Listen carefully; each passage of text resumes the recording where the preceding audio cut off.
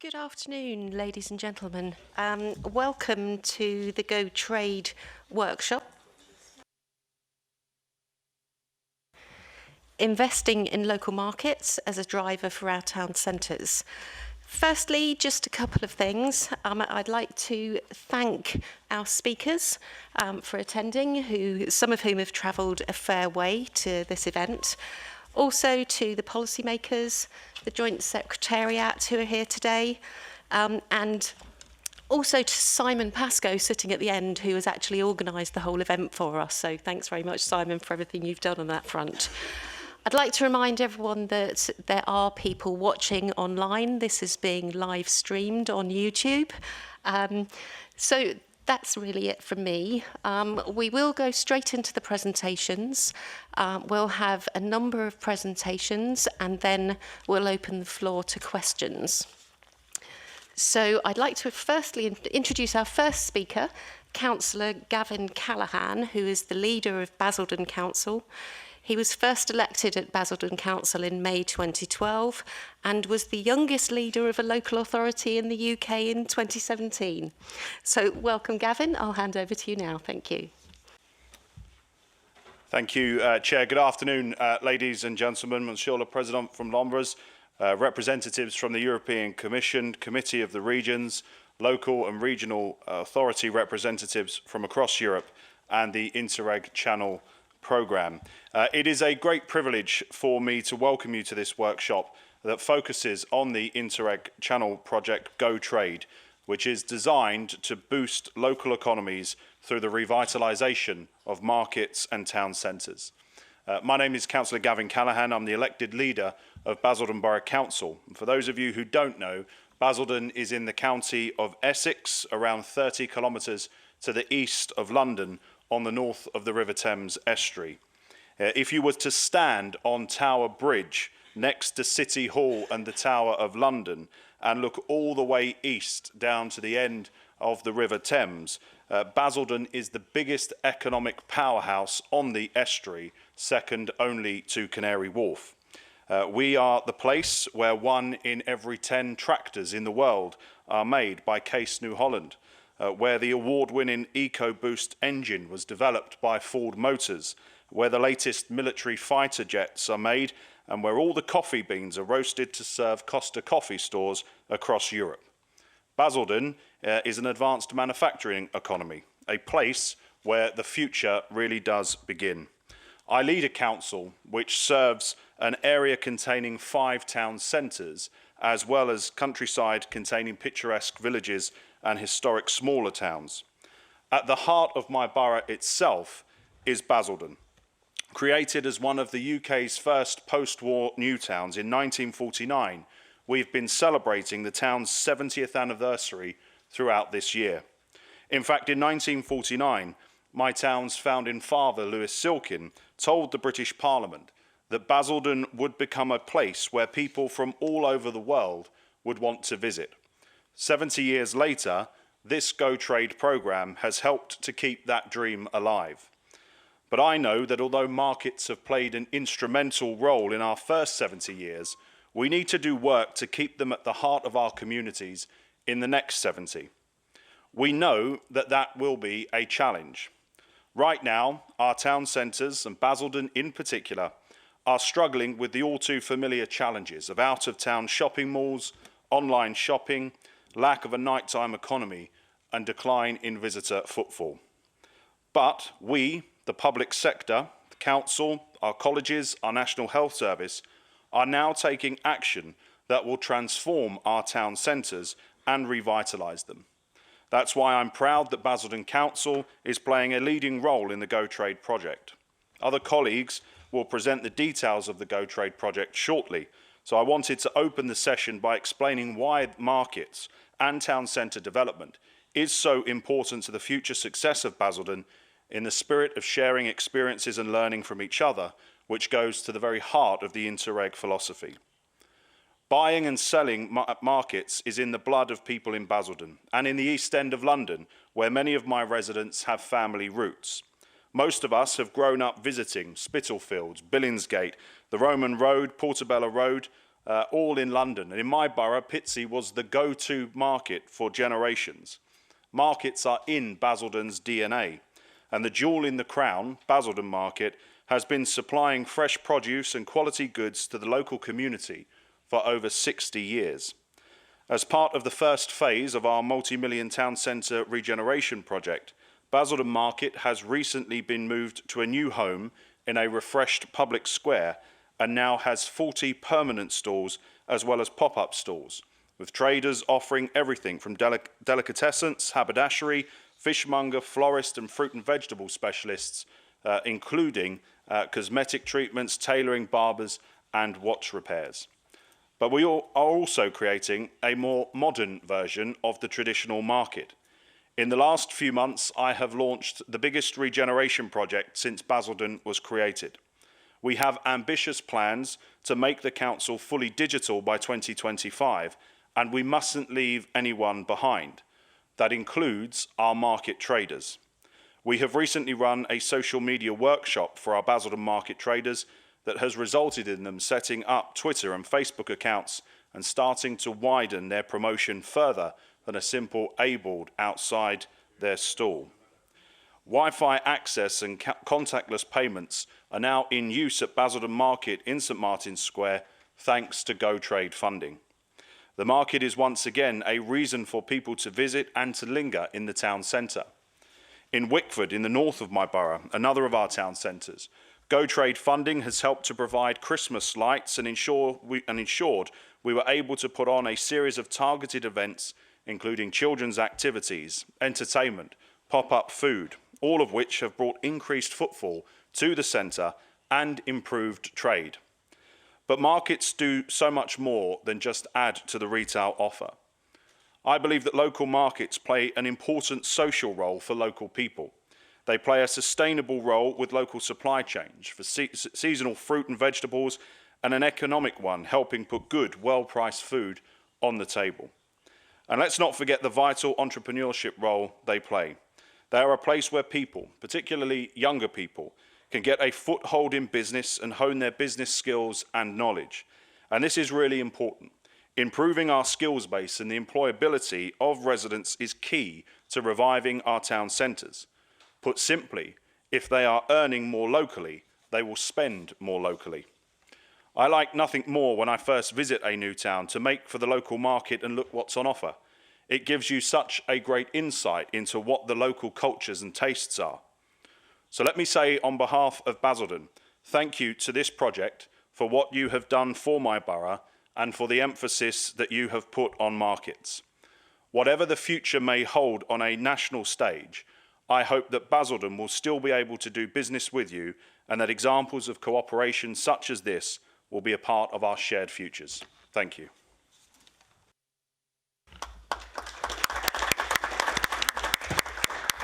Thank you very much, Councillor Callaghan. We're just going to watch a short video which has been produced by the GoTrade Partnership.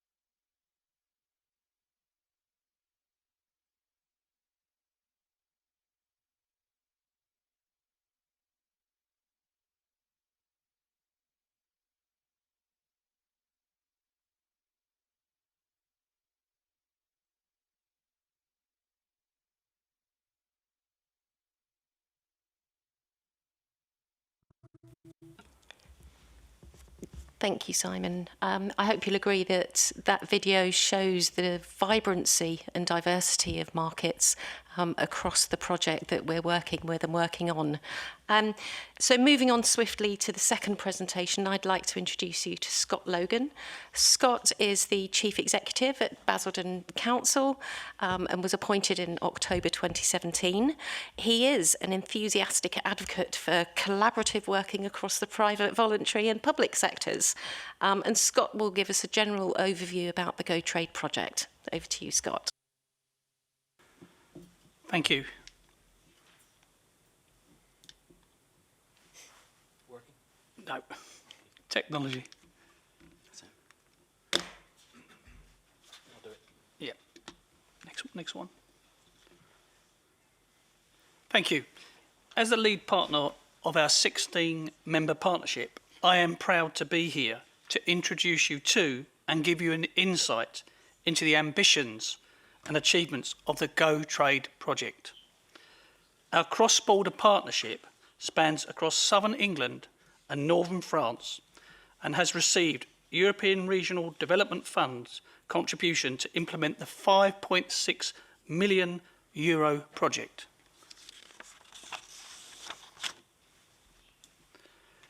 Go Trade is an acronym which stands for Growth of the Visitor Economy through Traditional Markets, Employment and Skills. This project aims at improving and modernising the traditional markets offer and use it as an entry point for tourism, with the final goal to create a cross-border brand targeting visitors from across Europe. We want to support the footfall and overall offer at 9 traditional markets, with partners in both countries working together along with our market traders and other town centre businesses to develop and implement the project.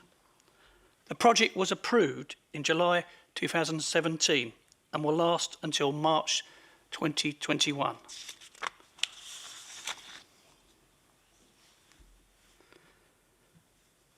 So let's give you an idea where this project has come from. Markets and town centres in England and France face the same core challenges. By working together, we are better placed to address these challenges and to make the most of the unique strengths and opportunities markets have. We identified a decline in town centre footfalls in both countries, with an increase in online shopping and manufactured international goods replacing more traditional local products. The trend has created, from a local and tourist point of view, a lack of interest in markets, which has resulted in an overall decrease in visitors to the town centres as well as the markets themselves. Go Trade is trying to reverse this trend by revitalising local markets with a number of activities and representing a mark of good quality and diverse local products sold by certified market traders who offer good customer service.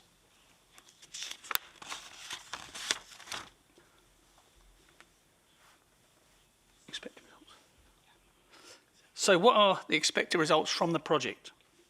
To preserve the diversity of our cultural assets by bringing back the values, variety and vitality of traditional markets. We are particularly keen to ensure that the quality of markets are sustained to be able to provide the best offer to our residents and visitors. We want to see how we can help markets evolve to fit in with today's consumers and visitors. How markets can play a role in increasing the attractiveness of the town centres.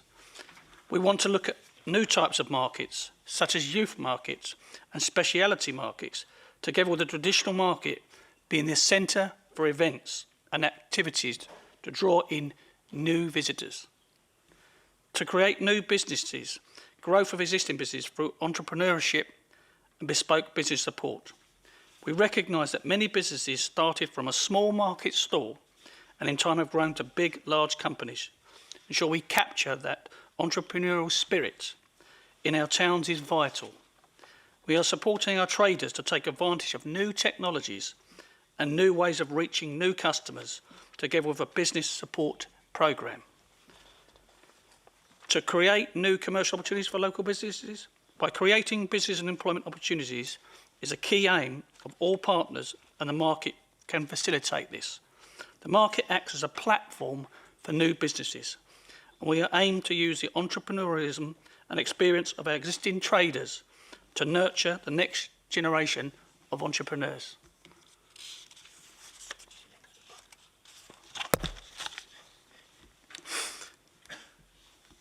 We have been working with our partners to find solutions to achieve our objectives.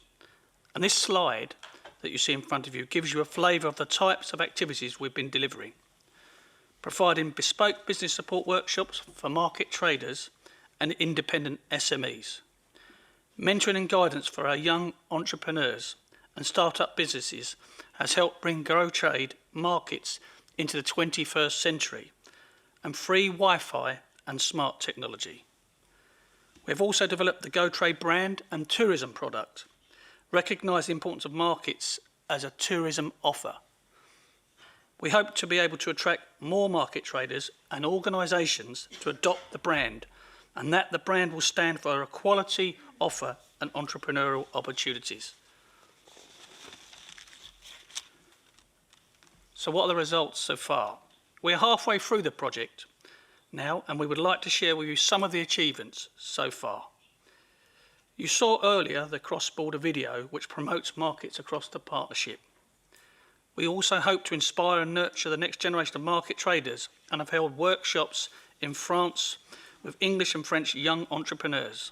The next workshop is due to be held in England in March 2020. Digitising our markets by bringing free public Wi-Fi and smart technology to Pacific markets.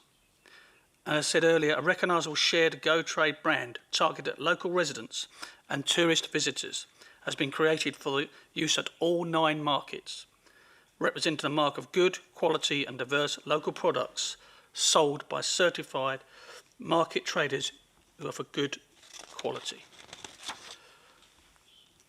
Making sure our focus is fixed on outcomes that our market traders, our residents and visitors to our town centres want is key to our success of GoTrade.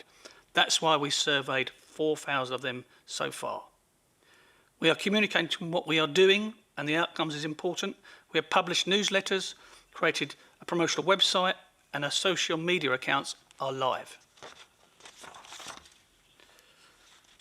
Markets are the traditional heart of town centres, and helping them grow stronger is key to the health of our wider town centres and visitor economies. The significant investment GoTrade is bringing to helping to protect what we all love about markets while helping them modernise and continue to meet customer demands. It's a really exciting time for me as the Chief Executive of Basildon Council. We are celebrating the 70th anniversary of the town and are currently developing a master plan of the Basildon Town Centre to revitalise the whole borough. We're looking at the changing face of our town centres to attract new types of retail, leisure and housing, together with community and educational facilities. You'd heard earlier that Basildon Market relocation was a key part of a multi-million-pound regeneration project. The market has been trading for more than 60 years, and its success is important as a contributor to an inclusive and vibrant community. This is the first step in rejuvenating our town centre and offering new opportunities by growing the economy and creating a sense of place. GoTrade has provided a platform for promoting the market and secured its place in the town centre as a vital contributor to the local economy. It is a real honour for us to be leading on the GoTrade project, whose activities are already having a positive impact in our town centres. We hope the project will provide opportunities for future joint working and would welcome the opportunity to continue working with all of our partners long after the completion of the project. It is events such as this that give a platform for us to share ideas and learn from experience of others. Please do come and speak to me or my leader Gavin after the workshop about what work you are doing in your town centres. Of course, our GoTrade project team are also here to answer any further questions you may have about Basildon and the project. Thank you. Thanks very much, Scott. there's lots obviously going on, both in Basildon and across the partnership. And Scott has given a taster of some of the results so far that are coming out of the project. So I'd like to now introduce you to Christian Leroy, who is the Mayor of Écueil, excuse my pronunciations, and also the President of the Communauté de Communes of the Pays de l'Ombre, which is one of our partners on the Go Trade project. Over to you, Christian. Thank you.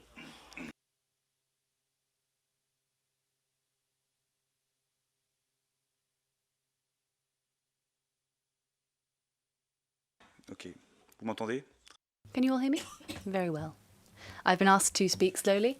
I'll try not to get too carried away to make sure that the interpreters have time to translate and that you have some time to understand what I'm trying to say. So first of all, thank you very much for having me, the Pays de l'Ombre, and the 8 other partners to this event today, who are part of the Go Trade project.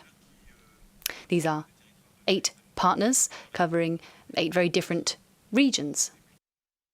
We have many different municipalities. We've even tried to now invent communities of municipalities to try and reduce the number of contact points there. You've got the community of municipalities of the Pays de l'Ombre, which I am here representing today. We're talking about 24,000 inhabitants. You've got the town of Louvigny-des-Isères, about 3,000 inhabitants in Brittany. The city of Caen, about 100,000 inhabitants. So as you can see, there's a range of different contact points here. The Office of Tourism of Caen as well is involved. The town of Amiens, which is the biggest town involved on the French side, 130,000 inhabitants. And then we've got partners who assist us on a regular basis with respect to different matters on our territory. More specifically, under Go Trade, we work with the Agency for Urbanism and Development of the Pays de Saint-Omer, in particular when it comes to what the Community of Municipalities of the Pays de l'Ombre does. We're also helped by the Chamber of Agriculture of Nord-Pas-de-Calais. This is a structure that brings together the world of agriculture within the region of Nord-Pas-de-Calais. And then Pas-de-Calais Tourism, another structure which brings together all of the stakeholders in the tourism sector in the region of Nord-Pas-de-Calais. So, as you can see, across these 8 partners I've just mentioned, we cover almost all of the stakeholders in the economic, tourism and also agricultural sectors. All those people involved in markets are around the table under Go Trade. And I think that's really very important in order to allow us to deal with all of the different activities required in developing our weekly markets.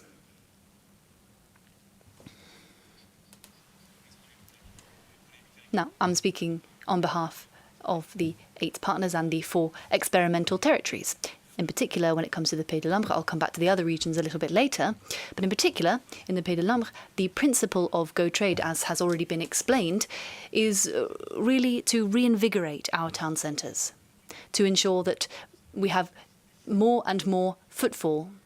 Not quite sure which term to use, but we want more people in our town centres. And of course, if there are more people, that will attract even more people.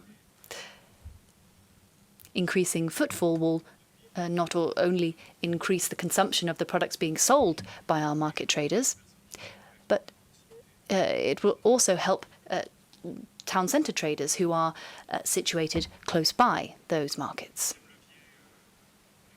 The second leverage aspect for the municipalities or communities in the region is that investments are able to be made at the regional level in signage, IT tools for developing digital strategies.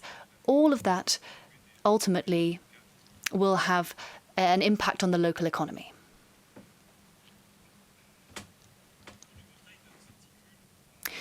Go Trade has 3 major axes. The first of which is events.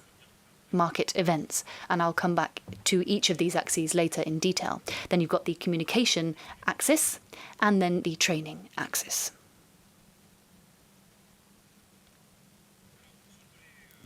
When it comes to events, each region has been really very creative and inventive in coming up with these events.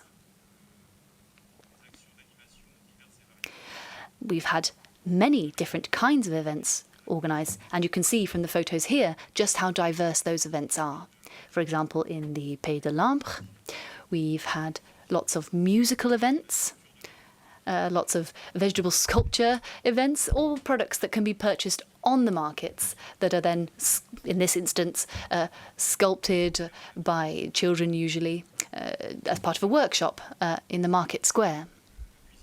We've also had cooking workshops organised to sort of teach our consumers not just to eat locally, but what to do with the products that are sold on the market. And these kinds of culinary events are usually held in the market squares of the 4 experimental territories.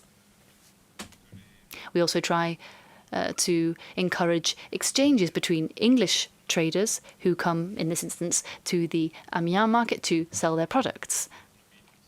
In Pays de Lambre, in any case, what we're really trying to do is work in a really cross-cutting manner, allowing English traders to raise awareness about their products and vice versa for the French traders to get their products known in England. And of course, this attracts lots of English traders, and our hope is that these traders will then attract English consumers who will come to the markets and try the products there, or at least express an interest or spread the word about those markets back home.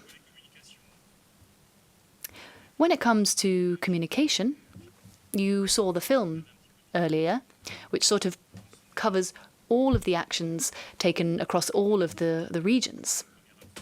And that's one communication project. And of course, you've got social networks like Facebook, and that's definitely bearing fruit.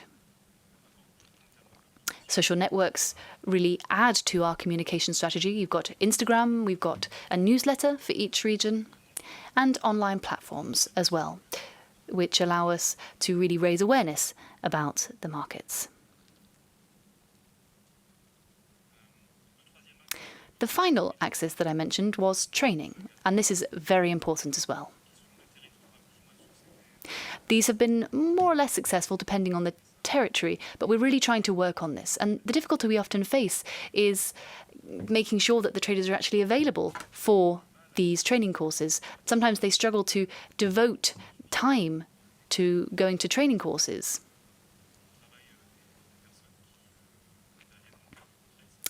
And the people working with the Go Trade project really try and convince traders that it's an investment, this time spent, but that it will also have very positive yields. And I think that this is not just something that applies to traders. Across the board, it's difficult to devote time to training when you have your daily business to attend to. When it comes to the kind of training courses we do, some are face-to-face, in person. There we talk about business strategy, marketing, social networks. And we've actually noticed that very few traders actually use social networks. And then we also talk about customer service in those training courses. Marketing, for example, is where we teach traders how to display their goods. It seems quite a basic skill, but what we often see is that traders have kind of learned on the job without really understanding the fundamentals of shelving. Basically, this is the way in which traders present their products to consumers.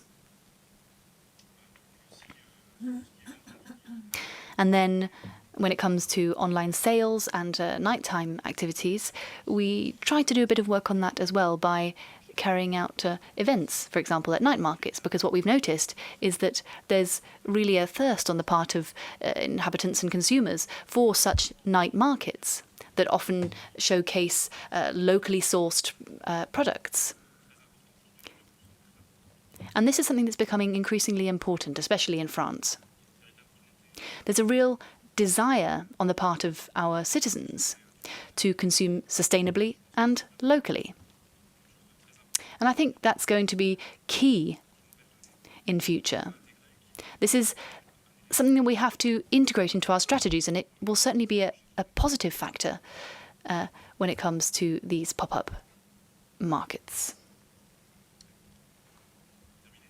It brings me to the end of my presentation, but just to summarise, I think that I can speak on behalf of all of the regions in France in saying that we are delighted to have been involved in the Go Trade programme. It has really reinvigorated our regions. And we know that simply having these exchanges can be very beneficial, having regular exchanges in either France or in England. And today I think that all of the participants have been very satisfied with this approach.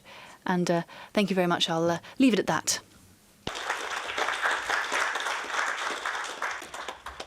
Merci, Christian. Merci. Just to pull out a couple of points from Christian's presentation.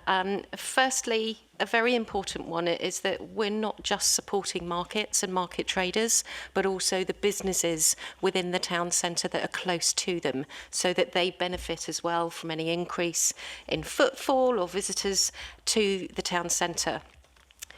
Also, just to pick up in terms of working with the traders on the training, one thing that we found is that it's very important that we don't try and enforce our training at times that suit us or suit our trainers, but at times that suit market traders. So we've been putting all the areas that have been trialling the training, have been putting the training on at the end of the day so that the traders can do their business as usual during trading hours, but then also attend the training at the end of the day. And we've noticed participation numbers are very good if we do it according to the traders. So it's about us being sensitive to their business needs and wanting to carry on business as usual, as well as trying to get them involved in the project. So, moving on to the next presentation, I'd like to introduce Paulina Goubert. She is the Policy Officer with DG Internal Market, and Pauline will talk about supporting the small retail sector in the single market. Pauline. Good afternoon. I'm happy to be here. I thank you very much for the invitation, and I'm listening with great interest to the presentations. And I would like to congratulate you on the project. And I think it's really valuable and very interesting. But I would like to maybe take a slightly different perspective and explain to you or present to you what we are doing at the European Commission level for retail in general, but also for small retail in particular. So we are a unit in DG GROW, which is responsible for the single market, entrepreneurship, SMEs, and actually still space policy. And there we are responsible for the retail sector in our little unit.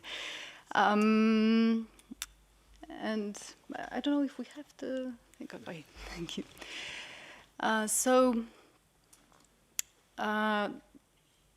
Because retail is such a huge sector, as you all probably know, it's like 4.5% of the value added of the EU economy, and it's responsible for an important share of employment, and it's a very important service sector.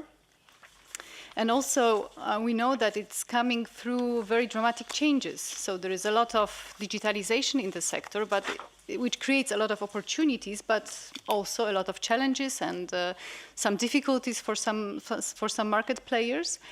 So it's changing dramatically. Consumers are changing. So there are many trends that actually cannot leave the sector as it was functioning until now. And because of that, the Commission decided to collect information and understand what the issues are. And we have talked to member states authorities. We have carried out 2 studies. We have also talked to retailers, to consumers, to other market players. We have organized some workshops and so on. And once we gathered all this information, we decided to come up with a communication on the restrictions that retailers encounter when they want to establish a shop or when they want to operate the shop. So there are establishment restrictions and operation restrictions.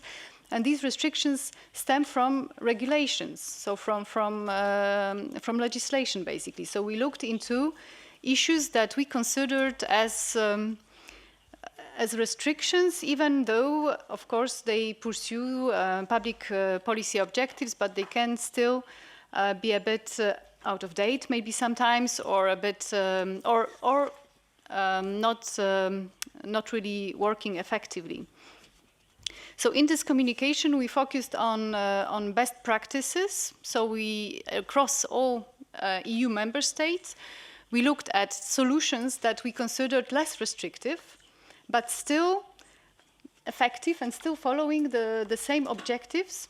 And we thought that this could be an inspiration for other countries to follow, to allow retailers that are mainly offline retailers, because these restrictions concern mainly offline retail, to allow them to compete with online retailers on equal footing, because, well, the offline retailers often have problem with that. So the communication is also accompanied by a staff working document with underpinning evidence. So the communication is quite short. It has to be short. It's adopted by all the commissioners. And it consists of the essence and best practices and encouragement to member states. But we also have produced a longer document with all the information that we have gathered, and I think it's a wealth of knowledge of how the systems work in different member states, and also well, to inspire yourself with good practice somewhere else. In parallel to the communication, at the same time, in April last year, we have also published the guide for revitalizing and modernizing the small retail sector. So in this document, the zoom was on SME retail and on the need and also on vitality of city centers as well, and the role of small retailers in city centers. Coming back to the communication, for the need of this communication to point to these best practices in terms of less restrictive regulations, we developed a retail restrictiveness indicator. So this indicator measures the level of restrictiveness of regulation that applies to retail. There is an establishment pillar, so it looks at conditions or requirements or procedures that retailers need to undergo when they want to establish a shop. For example, the permits that they need to obtain, or the entities that they need to contact, or the time that it takes. So we gathered this information and we tried to quantify it to see, so the points, actually we gave more points to the countries that are more restrictive, like the OECD Product Market Regulation Index. And then there is the operations restriction pillar, which looks at, for example, regulation on shop opening hours, on distribution channels for some specific products, or for example on taxes, retail-specific taxes that exist in some countries. And this, next slide, please. And this indicator, what it allows, it gives us. It's not really about a ranking of countries. This is not the point of it. It's not to see who's best, who's worst. Its aim is to, for each member state, to focus on their situation and to see in which areas this performance in terms of regulation is a bit better, or in which it is worse. So maybe, you know, there's a lot of restrictions in one area in my country. For example, a lot of permits need to be obtained, and maybe something could be done about it when compared to other countries or to neighbor countries or countries of similar size and so on. So the idea behind it is to be able to zoom in at the particular country and see where else can I find some good practices to follow. And with these best practices, so the situations or the systems that are less restrictive, the idea was to guide member state reforms towards less restrictive regulatory frameworks, but of course without prejudicing the public policy objectives that are pursued. So this is very important because it's the member states' competence to regulate these issues, even if the Services Directive is the European tool, the European legislation, but then it's for the member states to regulate further. What is also important is that we checked the link between restrictions and the performance of the retail sector. So based on extensive desk research, but also based on our in-house analyses and well, OECD analysis, for example, we could see that indeed there is a link with the level of restrictiveness. So the more restrictive the regulatory framework is, actually the worse the performance of retail may be, or some other market outcomes may be less well performing. And this helps, this can help member states, such an analysis, we hope can help member states to focus on areas where actually, because reforms are costly, so to minimize the cost of such reforms, member states could focus on issues or on areas that actually would bring the biggest benefit while lowering the level of restrictiveness in this area. So for example, well, just a quick example where we looked at, for example, the dynamic of the retail sector in terms of the birth rate and the death rate of retail companies was higher in countries where the restrictions were lower. Or yeah, there were different other correlations that we discovered.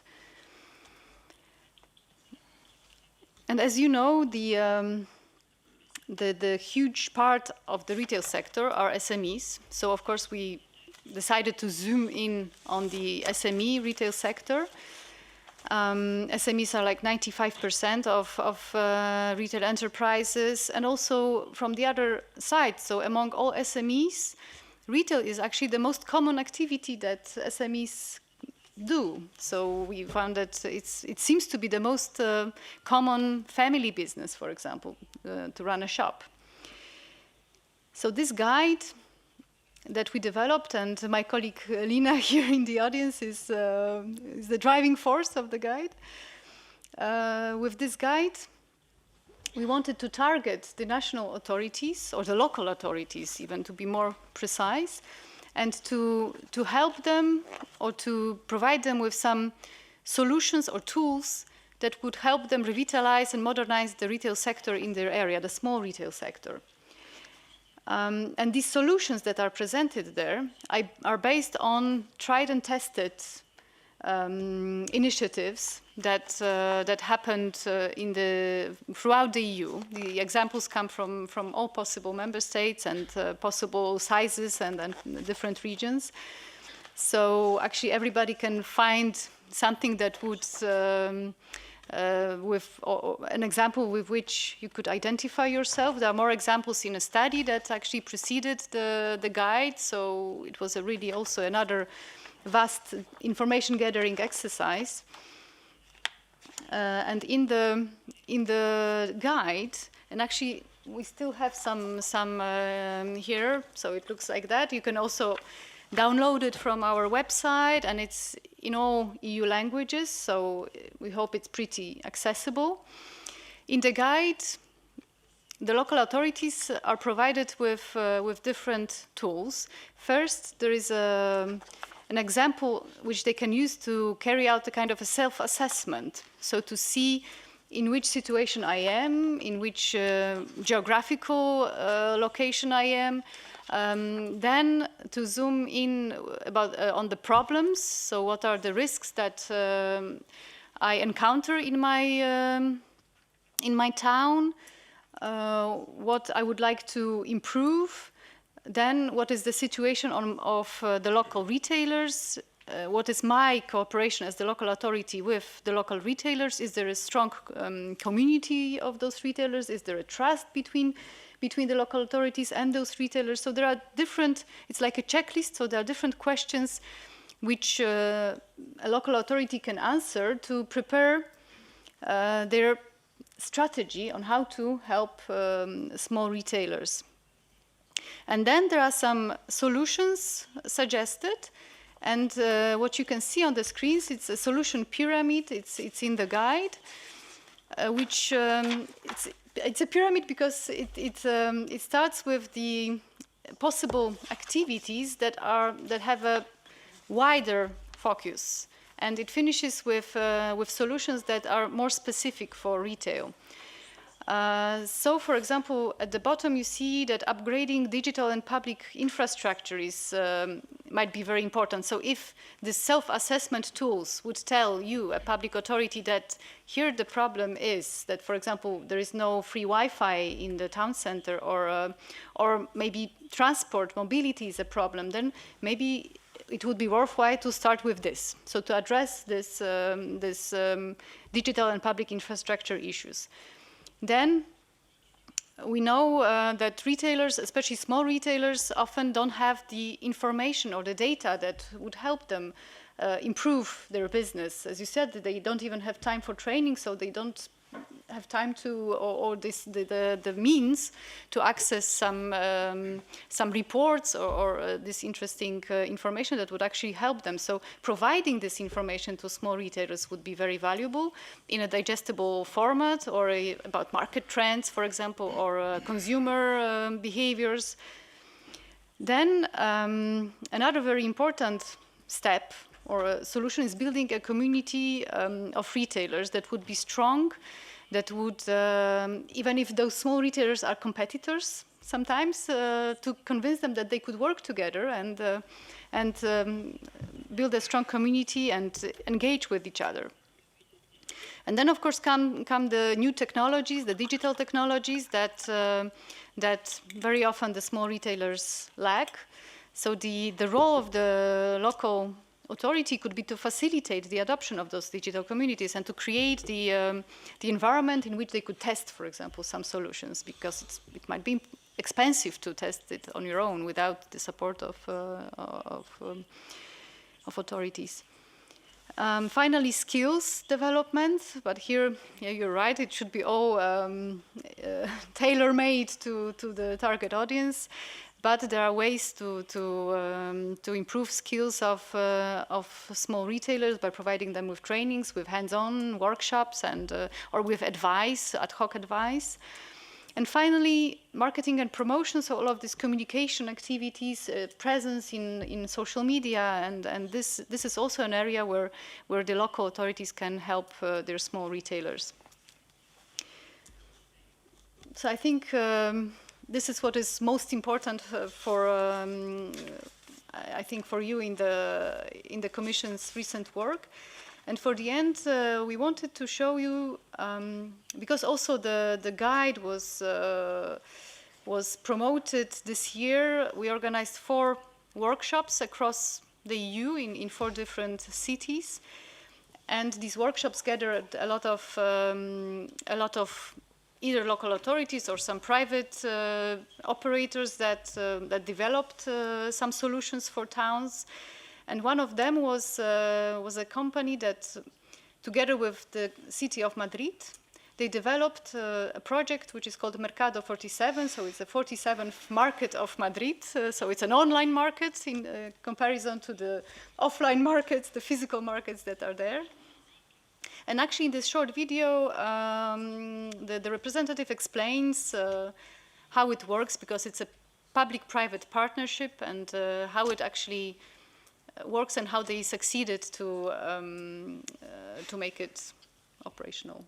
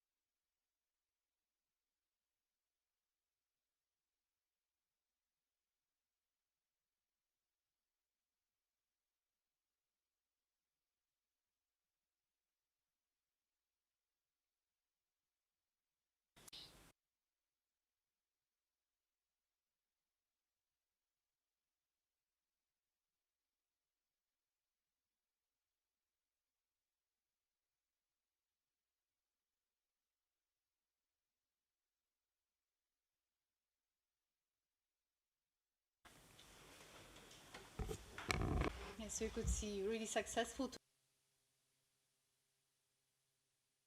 2,200 retailers that joined this project. So thank you very much for your attention. Of course, I'm happy to ask any questions, to answer the questions, maybe ask as well. Thank you.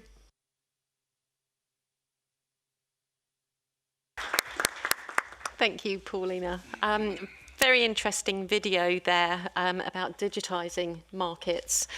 As part of the Go Trade project, we are trialling Click and Collect, which is an online platform for our markets, and that will be rolled out once we've learnt some of the initial lessons from that trial. So we are putting our existing offline markets online as well, so that they can benefit from digitisation. I also look forward to looking through the guide and looking at more detail around the assessment and the solutions pyramid. It looks very interesting. Before we move on to the final two presentations, I'd just like to take a short break to ask anyone if they have any questions of the first four presenters.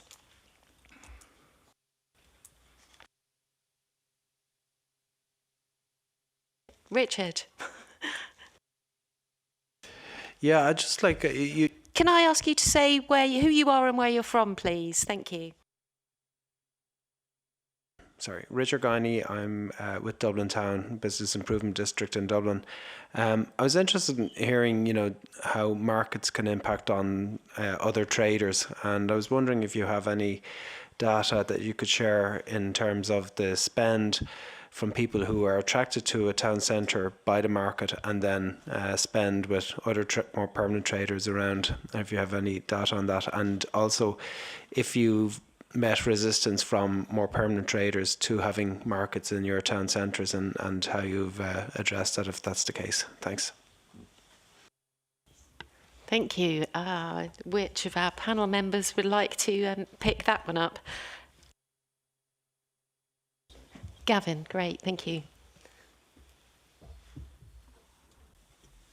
Thank you. I don't have any data on me at the moment that I can show you. Perhaps I can do that afterwards. But one of the things that Go Trade has helped us to do was to put on, as part of our 70th anniversary, an event on the 31st of August this year, which was called Newtown Sounds. And the idea was that Basel went back to its kind of original celebration of the arts, culture, music, and all the rest of it. And across our market on this Saturday, we had a number of events going on, which, as I say, Go Trade helped to fund. And across the whole of our town centre, trade was up 40% on that day. So we saw a significant increase in the number of people who were coming to our town centre, who were then going from our high street with the markets and the music into some of the other shops as well. So it definitely can work, and we've proven that this year with what we've done from Go Trade. The trick is now to turn that into every Saturday and every Sunday, so that they all stay open for as long as we can get them to. Thanks, Gavin. I'd just like to add, in terms of resistance from other traders, I think you'll always get resistance because people don't like change generally, and that's not exclusive to market traders or small town centre businesses. I think the key is about demonstrating what the benefits are by introducing different things on markets, having pop-up stalls, etc. And also by introducing maybe younger market traders into a market as well. I work with the NMTF, and we've just run a very successful young traders market initiative across England. And they have been predominantly pure young traders markets, but as time moves on, it's about integrating those young traders into existing markets. And they can bring a new approach around social media and put that market online.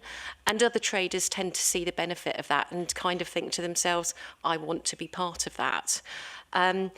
Just in terms of the impact, the Go Trade project is it's got some targets around increasing footfall and increasing the number of visitors to the markets and to the towns as well. So we've done some monitoring at the start of the project, and there will be other monitoring as we move forward. So we'll be able to look at that impact and also share the results towards the end of the project. Andreas. Sorry, if I may add to that, although I don't think we've collected data as part of this project in terms of actual spend, we have done quite an extensive survey of markets and market traders and the visitors to those markets as part of the project. And one of the things that actually came out was that both local businesses and market traders rated very highly the importance of cooperating with each other and making that effort to have a symbiotic relationship, if you will.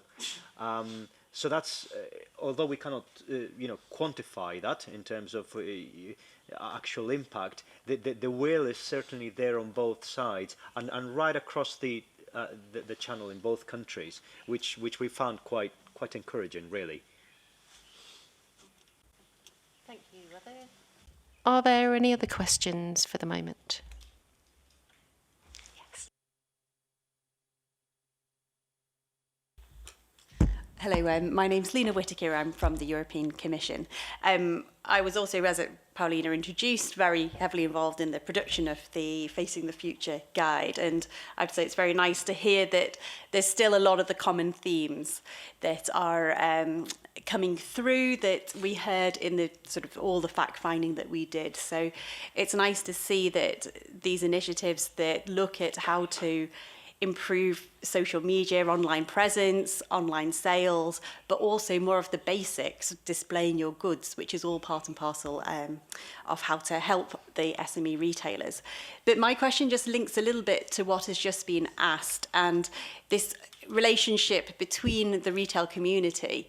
I know of an example in Spain where actually the supermarket there is actually situated in the local market, and actually it's a very nice collaboration. So in fact it's helping bring maybe not the traditional shopper to the local market, and in turn it is helping then the supermarket. So it's a win-win situation in this situation. And what I wondered is this something that you're seeing in your own initiative as being something that I read recently, working together is the new competing. So I just wondered if there is this relationship with maybe the people that are traditionally seen as being the competitor that you don't necessarily work with, and if this is something that you may see developing in the future a little bit more.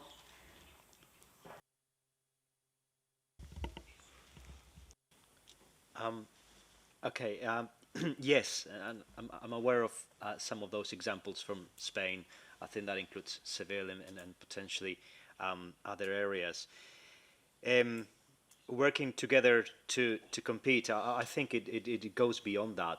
It goes beyond the retail format that you use in a given area. For sure, like in an ecosystem, the more diverse the ecosystem, the more resilient. And that certainly affects the high street, it affects town centres, and it all rests on that diversity. If you have more of the same brands, etc., then you're more like everyone else, and therefore you're less able to compete. Why? Because you're more like them. But it goes beyond that, because I think in many ways it's the markets and towns in the UK. We're beginning to see now that regionally they're beginning to cooperate. Certainly in terms of tourism, and there's some good examples, not necessarily market focused, but certainly in terms of cooperation of regional centres, for example in Cambridge, where part of the movement towards dealing with this new phenomenon badly or well called over tourism. Part of the initiative to deal with that is to actually encourage people to see the area around and seek those pockets of authenticity in the area. My view is that markets have got a key role to play in that, and I think that's probably pretty obvious. How they position themselves to actually do that, so that each location offers something quite unique. That's a different story, but that's probably something for a debate afterwards. Thanks, Andreas. Thank you. And Gavin? Thank you. I was just going to give one example from my borough, which is a town called Pitsea, which is, as I said in my speech, was the go-to market town for generations in South Essex. In 2012, before I was on the council, we took a big regeneration project that was focused around the market and regenerating the market, an improved public realm and all the rest of it. But right next door was an Aldi, and they came into Pitsea, and they are one of the best performing Aldi stores in the region. The problem is, because they are so close in price terms to many of the market traders, it is having an adverse effect on the market. So whilst it's great that we are seeing increased visitor footfall and people kind of perusing around the market, when it comes to actually buying a lot of the products, they are going into the Aldi next door. Interestingly, Aldi was not necessarily the chain that were going to come. There was going to be another chain, but they decided to pull out in the end. And it's interesting to understand, would it have had any impact on the market potentially? But because of Aldi and the market's pricing structure being relatively closely aligned, I think that we've seen a negative impact on the market, and we are having to do some quite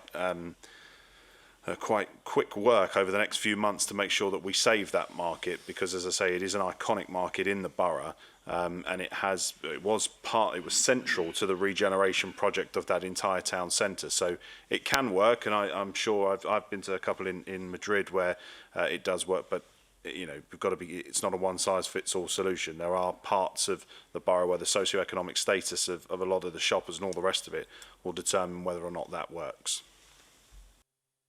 Thank you, Gavin. And Simon? Simon Pascoe from Visit Kent, the destination management organisation for Kent in the UK. I'm really pleased to hear tourism starting to emerge in this discussion suddenly. I don't want to steal Andreas's thunder for later on. And indeed, the European Commission has got responsibility for the tourism unit in DG Growth as well. And of course, it's a unit we work with very regularly. I would say that this whole emergence of experiential tourism is a vital component here, and it's a growing component, particularly for the development of tourism in the shoulder season. The concept of experiential tourism is something through food and drink, through place, being clear about our place. And I'm really thinking about the collaboration question that Lena asked at the beginning. When you're working in a destination and you're trying to build that place and that identity, you don't have to do everything yourself as a small business. You can actually, by working together, you can share the burden and actually get that message that really resonates with the DNA of your destination and the market and the food and the unique aspects of where we come from. And I'm thinking of some of those markets in Spain, in Barcelona, on the Ramblas. I'm thinking of Leeds market, even in the UK, which I visited a lot. These are really iconic markets, and I think something that all of us can learn something from when we're trying to adapt it to our own local situations. I think many communities across Europe have the potential to build an identity just by working together and asking those basic questions about placemaking and about what we're about. Thank you. And one final question at the front before we move. Thank you. It's Tomasz Kozlowski. I'm the Director of Growth at Basildon. It's a very interesting segue that has been discussed there, and there's a number of hooks that I'm picking up from what everybody's saying. But bearing in mind where we are with this programme halfway through, and bearing in mind the momentum and the need to continue with that, it seems to be the common thread, or the golden thread, seems to be the uniqueness and establishing that USP factor for the respective markets. An example's been given there of Pitsea, there is another example there of Leeds. And I guess the open question to the whole panel is, how do those markets develop and focus so that you don't have the same all, and they have the uniqueness so that they become the Billingsgate or they become the flower market or whatever it is? And is there examples there or a nurturing that members of the panel could consider in terms of helping with the program, helping those markets effectively move from that diversification, become that uniqueness, and establish those key brands? Wow, thank you very much. Who on the panel would like to start? Simon Hook. Yeah, Simon Hookway from Gravesham Council. I'd love to say that there was a blueprint for these things, but I think what we're finding is we're very much learning in practice about how we bring that about, and these places become places that people are drawn to and that visitors, particularly from further afield, come to. Markets, I think we've probably found, anyone who manages markets will know actually they're very complex creatures, really, in terms of managing a variety of different people within that, traders, expectations, public expectations, local councillors' expectations, and they are very challenging in that way. We've had to go through quite a learning curve with our market, and we're still not through it in terms of establishing it yet again. I'll come on to that in my presentation. So I think it is a bit of a learning thing. I don't think there's any sort of silver bullet, really, that sort of provides us with that answer. But certainly food is coming through very much with our market in terms of what the public are looking for and that uniqueness around food, particularly if that reflects the local dimension. Thanks, Simon. Christian? Oui, je rejoindrai ce que Simon a évoqué. Well, leading on from what Simon has been saying, I said a moment ago that the targeted events that we held in Lombre, and I think that it would apply to all the others on the French side, these workshops and the events, the food, they are what pull people in.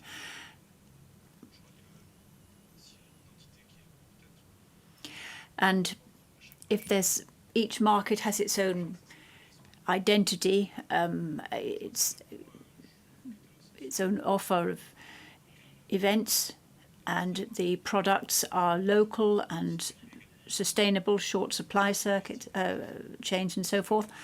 This is also attractive to people. It's something that we can offer over and above what other retailers may be able to do. Now, the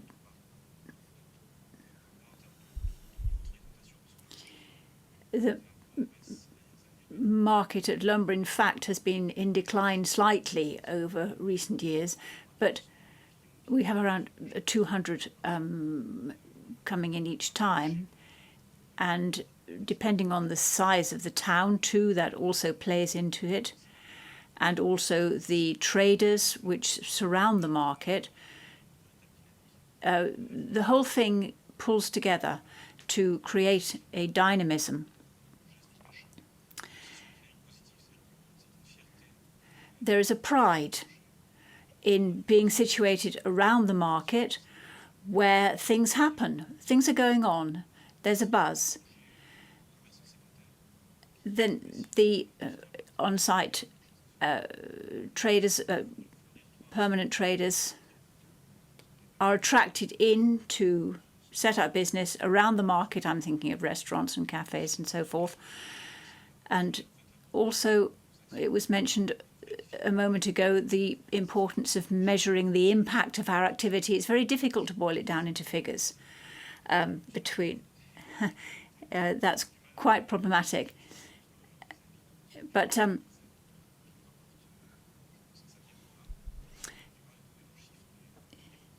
they have problems, as I say, in demonstrating the effect of the turnover on their turnover.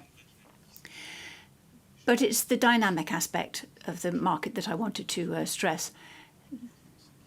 Maybe some of the other French partners are here today who will be able to say a word or two about this too, but I'm just speaking really on behalf of the market in Leuenborn. Thank you. Scott, did you want to add anything there? Really, just to add to what the other panel members have been saying is, I think the two key things for us, we're halfway through this project, and what we want to make sure is it's self-sustaining beyond the end of the funding. So for me, probably some of the real successes around data is around engagement, and actually part of the town centre journey and our master plan is about how do we involve both the market trainers and the businesses. They engage. We've had training which has been a real success where they're involved in that training. And I think actually they do need to work together about how do we make that place a better place for a community, including the dwell time. So our dwell time has increased significantly as we look to expand and create that unique USP you mentioned over there, Tomasz. And I think what we've learned is actually by speaking to each other and going around and seeing other markets, you need to keep evolving it and keep changing it. And I think that's where the education with the market trade is about, okay, where is the next unique thing that will bring people into town, bring people to actually keep buying. Thanks. And the only thing that I would add is that as part of the Go Trade project, there was a piece of work that was undertaken which looked at a sense of place. And that drew out information around the heritage and the history of the locations, and spoke about things that people might have remembered from years gone by, and would create that sense of community and sense of pride again. So that was a key part of the project that was led by some of our French partners, and which formed the basis of how we moved forward on the project for particular markets as well. And I know that Simon Hookway is going to talk about some of the history of Gravesend market as well. So that's a nice lead-in. Thank you very much for that. So I'd like to introduce you to Simon Hookway. Simon is the Assistant Director of Communities at Gravesham Borough Council. And he looks after services including economic development, tourism, town centre management, leisure, arts, heritage and community safety. So Simon, over to you. Thank you very much, Shanaz, and good afternoon, everybody. I'm going to give a bit of an overview, really, about where our journey with Gravesend Borough Market has taken us so far. Gravesend is about 30 kilometres to the east of central London, located very much on the banks of the River Thames. And Gravesend Borough Market is very much in the heart of the town centre, but the main shopping within the town centre has moved away from where the market is located, and we've got a fixed point for where the market is. So we've got particular challenges for us there because we do feel as though we're a bit off centre these days. But if I have the next slide, I'll give you a bit of background. I mean, Shanaz mentioned about the sense of place work that we undertook for each of the markets, and I think we learned some really helpful lessons about where we have come from through our history of a local market. So as a bit of a background to where Gravesend Borough Market comes from, rights to hold a market in the town of Gravesend go back over 750 years. That's when they were first granted. And so, like many markets, certainly across Europe, I guess, these will go back many centuries. And for us, Gravesend Borough Market is one of the oldest in England. As I say, it's very closely located by the River Thames and on road routes between London and the Channel Coast. And Gravesend was ideally placed, really, to benefit from flourishing movement of goods, growth in trade, and the protection that the original charter afforded the market. That protection, which existed over many centuries, is always being challenged and is a real issue for us, where even within the town centre itself, there will be stalls cropping up within some of the shopping centres, and we do feel that the competition is very high.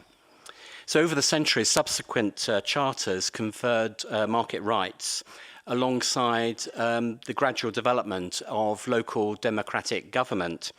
For local democracy, it was actually a source of income to pay for public services. If only that was the case in this day and age. But alongside the market, that whole sense of government would grow up, and it would be that source of income. And with times of growth and decline of the market over the centuries, it's been the commitment of the local authority, the local corporation, or the local council to ensure that the markets, the market's continued existence, and leading to changes to meet the trading opportunities of the day. So it's always been the public sector, the local authority, that stepped in at critical times to reinvigorate the markets. And I think that's really true still today, where we still, local authorities will see the value of the markets within that sense of place and will step in to revitalise them. So back in the 19th century, the local corporation built a covered market. And that was at a time of what was seen as Gravesend's golden age. It was a resort town, a Victorian resort town, when steamboats came down the Thames, bringing yearly millions of visitors to the town. And that was where we saw that connection really between the role of the market and the visitor economy. It was the trains that took those visitors further east. And of course, it's the airplanes that take people even further away from the locality. So markets have been there for centuries, and they've been a fundamental part of the economic, social, and cultural well-being of the town. Local produce being brought in to meet the needs of trade with the local population. And then again, at the beginning of the 20th century, and there's an image here of the reopening of this market building in 1898. At that time, it created a new, modern, clean, and convenient place to trade. Gravesend's heyday was the bustling trade of the 1950s and 1960s. And here are some of the images of the tabletop markets that took place within the market building. And it spilled out of the market building into the market square, and trading took place on the outside market. And traders performed to sell their goods. There's always characters that people refer back to who had this wonderful patter, I don't know what the translation for that would be, but the way that they sold their goods and the way that they juggled china, or were able to sort of extend this sort of huge amount of china on their arms, on their head, anywhere that they could actually sell that. So there was actually a real performance. How rare that is today with market traders. But as we all know, retailing has changed dramatically since then, with the growth of supermarkets, out-of-town supermarkets, many more alternative sources for fresh food, and we spoke earlier about value shopping having a really direct impact on markets, which were once upon a time seen as the place where you could go to get a really good bargain. And on top of that, of course, we've got online retailing, which again has brought a whole wider world of retailing to the individual. Gravesend Town Centre itself is located a very short distance from two of the UK's larger regional shopping centres, Bluewater and Lakeside, and I know they have an impact on our colleagues in Basildon as well. And those have dramatically changed the fortunes of our town centre as a whole over the last 20 years. And so with many of those challenges, Gravesend Market, like many markets, lost its appeal to local shoppers and to visitors. And if it was to survive and to renew its focus and to draw again those visitors and shoppers to the market, and it had to find a new sense of purpose for the 21st century. And as I said earlier, it's the council that stepped in, recognised this, and sought to bring about change. I think it was Scott who said earlier that we shouldn't underestimate the role that markets have had as a seedbed really for enterprise, and many of the branded retailers that we know of today have grown out of a market trading situation. We probably underestimate that role, and I think that's something that we, as Go Trade, I think would really love to sort of really get to grips with and be able to promote that to new traders. In Gravesend, we have the testimony of two former traders. This is Derek Shaw. He and his wife met as young traders in Gravesend Borough Market in the late 1950s. Derek was a teenager on the sweet store, and Gloria ran the tea urn, dishing out tea to visitors to the market. They went on to marry and to work in and establish a successful national confectionery business, a very big company selling sweets. And as their quote illustrates, they learnt many of their life skills as well as their trading skills in the market. It was a hard life, yet a rewarding life for them, rewarding work for them, and it put them in very good stead for building their future business. So this is Gravesend Market as it was just over 3 years ago now. In recent decades, the market building itself had deteriorated. This was a Victorian building, and it was dark, lacking natural light. The stall images on the left of the image of the slide show that it was untidy, cluttered. Traders built their own structures, and there was a dwindling number of traders, and overall it was a very unwelcome environment for visitors to the market. They would have to run the gauntlet of taking a route through the market and often being stared at by traders, and that didn't always go down well in terms of creating the right environment to trade in. There was no reason to go there. There was no reason to stay very long, and there was certainly no reason to return. You went once, and you didn't see a need to go back again. And so the council embarked on leading another period of change with Gravesend Borough Market. And we stepped in to lead on a major refurbishment in 2015 with the help of funding from the UK government's Coastal Communities Fund. And the market reopened in December 2016.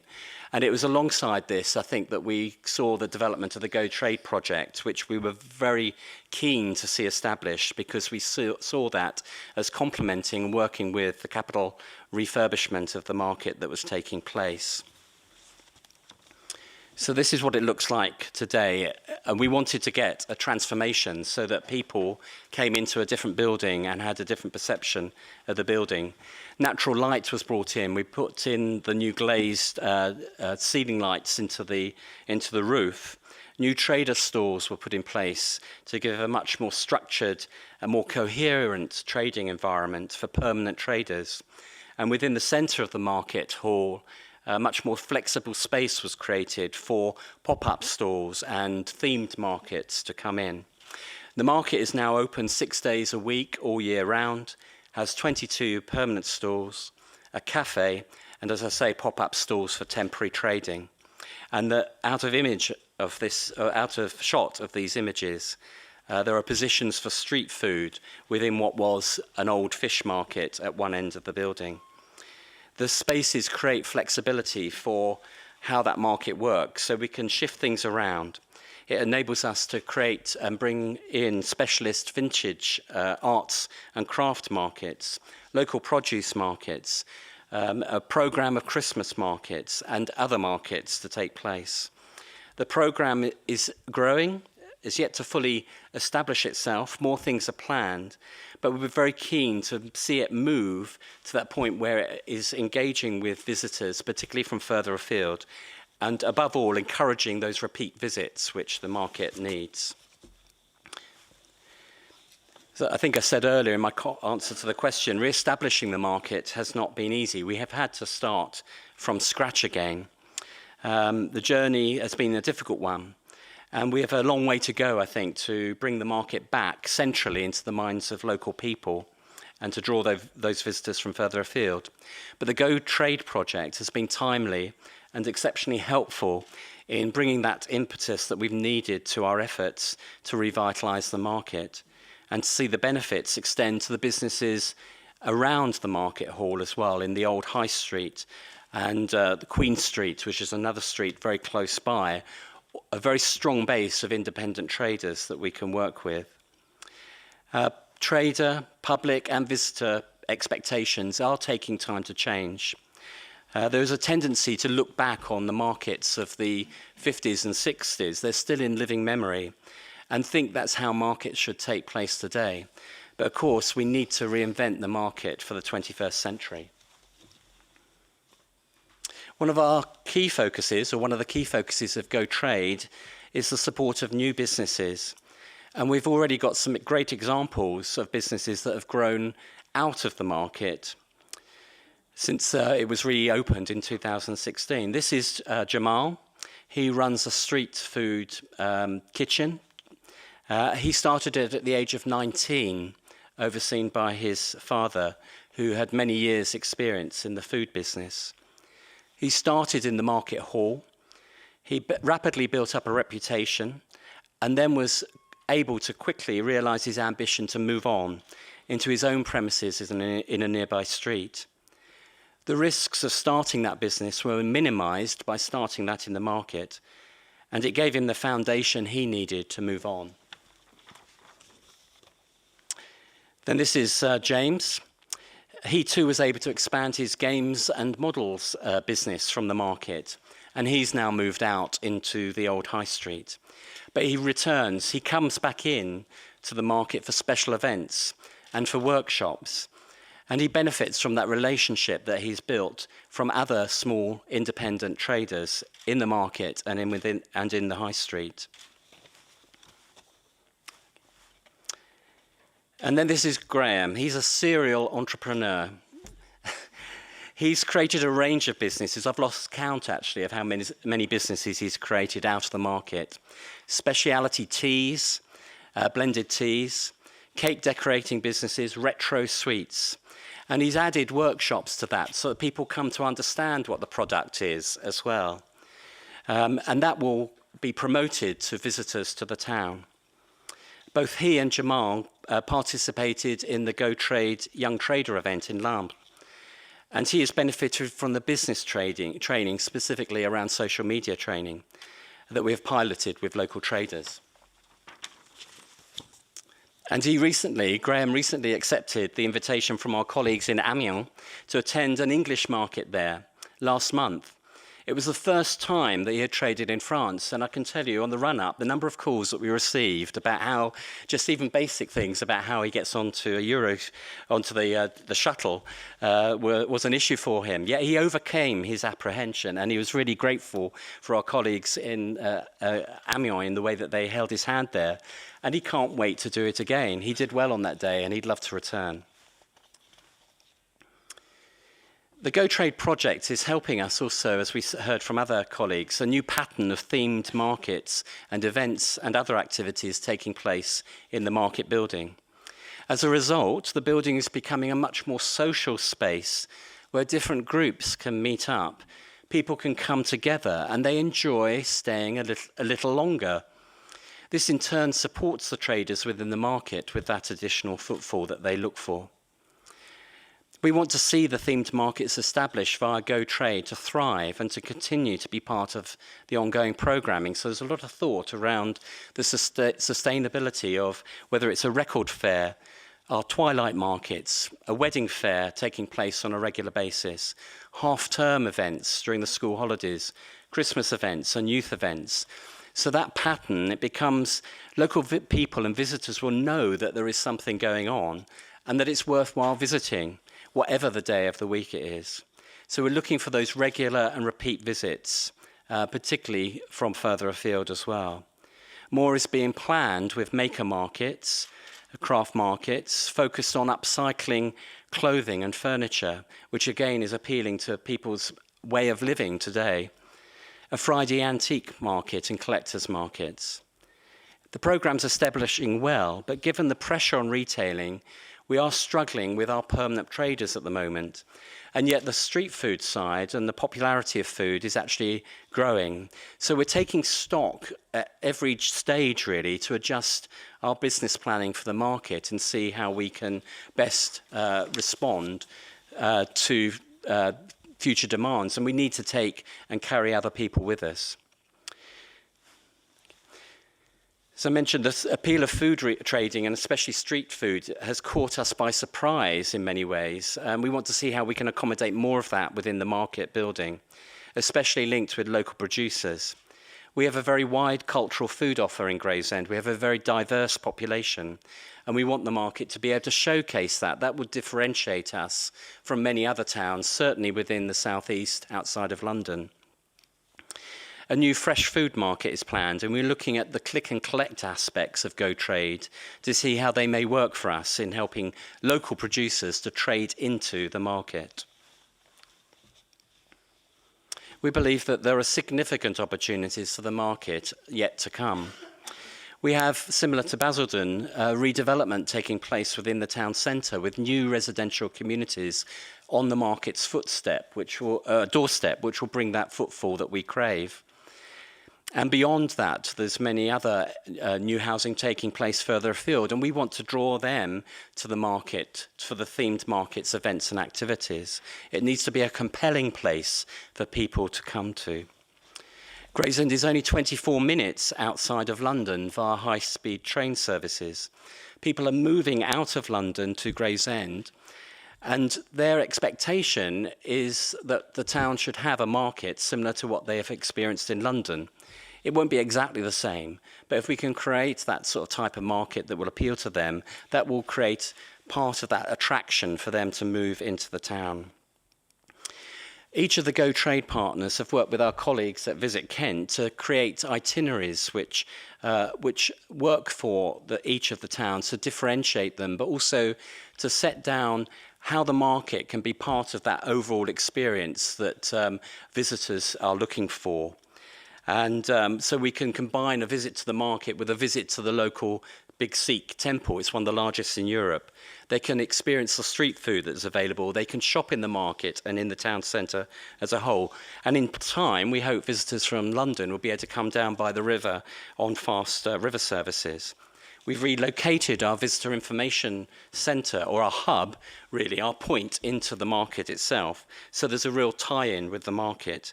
And we believe that the market itself becomes a hub for visitors.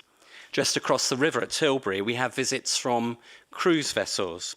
And this year, we've made some particular good inroads in bringing independent travellers over from Tilbury to visit the town. And we always include a visit to the market or a guided tour based around the history of the town, including the history of the market. And those visits are noticeable in the town and build confidence in the town.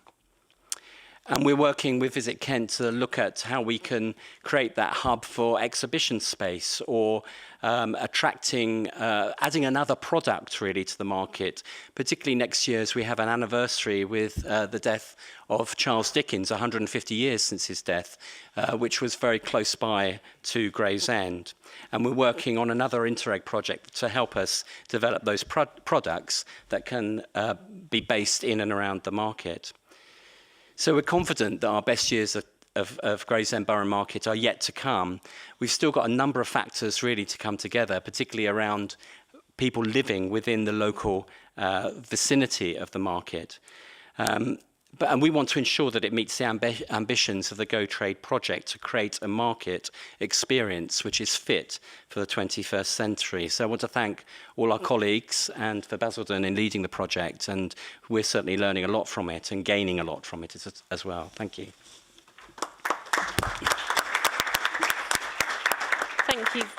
Thank you very much, Simon. Lots and lots happening in Gravesend. For me, one of the key phrases that you used there was about reviewing constantly what's happening in terms of the changing market. And we all know that time doesn't stand still, things don't stand still. So it is about constantly reviewing what you're doing to enable you to implement those activities that are going to support businesses and traders moving forward. Okay, we're now on to our final presentation, and that will be made by Andres Coca-Stefaniak from the University of Greenwich. Andres will talk about some of his research in regard to town centre management, markets, and will reflect on some of the main trends in terms of shopping and the visitor economy. So over to Andres. Thank you.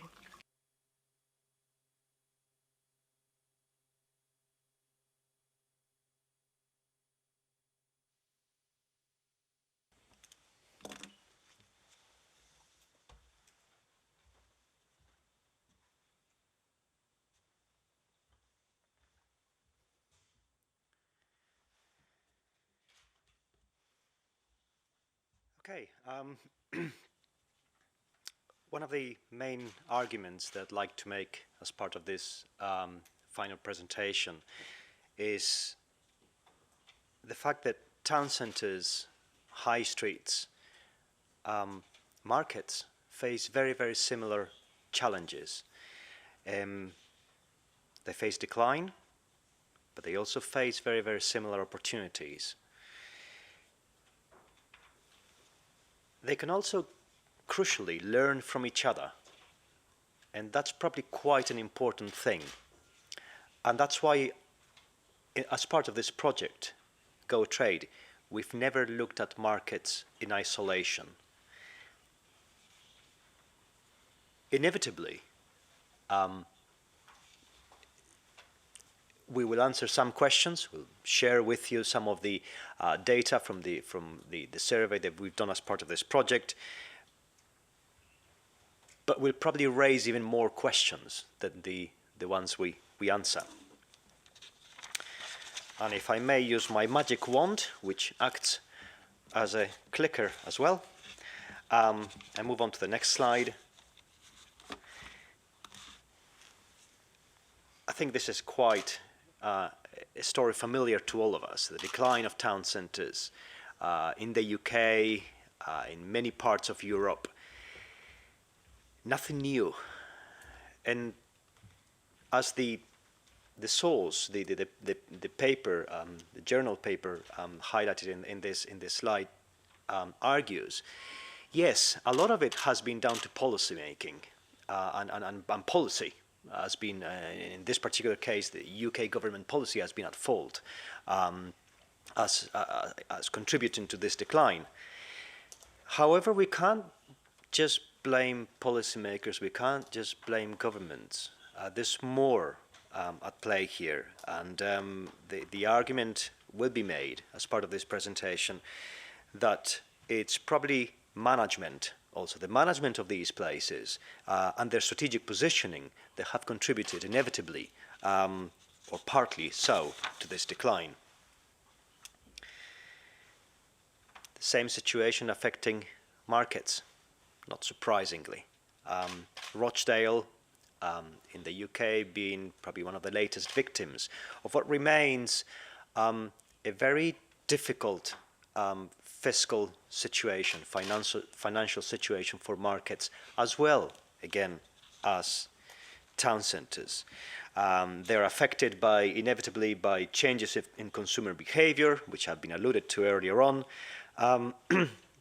changes brought about by online shopping, smart cities, whatever you want. But the bottom line is that we're facing a situation of decline. And enter Banksy. We need change. But what sort of change? And towards what? I'd like us to look first at the bigger picture, go beyond markets, and look first at the town centres that host those markets, to perhaps try to find out whether there's things that we could improve there, that there's things that we could indeed enhance. And if you look at the evolution of the way that town centres have been managed, marketed, branded, you name it. In the UK, well, they've gone from pretty much being treated as shopping destinations in the 1980s, all the way to strategic planning at the turn of the century, looking for sustainable competitive advantage, place branding, place marketing, etc. And more recently, it looks like we may be moving towards, or perhaps fostering, more social innovation, smart communities and smart cities. Is it smart cities? Should it be smart communities? I'll leave it up to you. Digital high streets, and so on and so forth. Fine, but something's not working.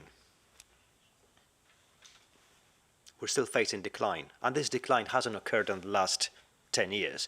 It's been, there's a history that has led to it.